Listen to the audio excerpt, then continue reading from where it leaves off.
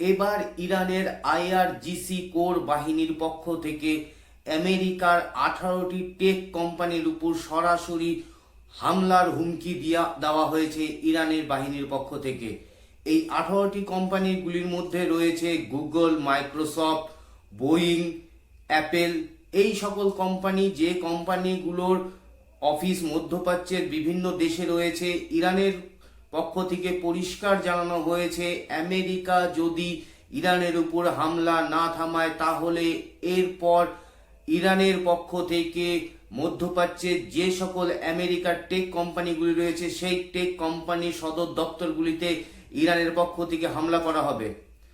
অর্থাৎ যুদ্ধের পরিস্থিতি এখন এমন একটা জায়গায় গিয়ে দাঁড়িয়েছে যেখানে আজকে যুদ্ধের প্রায় 30 দিন অতিক্রান্ত হতে চলেছে, তারপরেও ইরান ক্রমাগত আমেরিকার সঙ্গে যুদ্ধ লড়ে যাচ্ছে।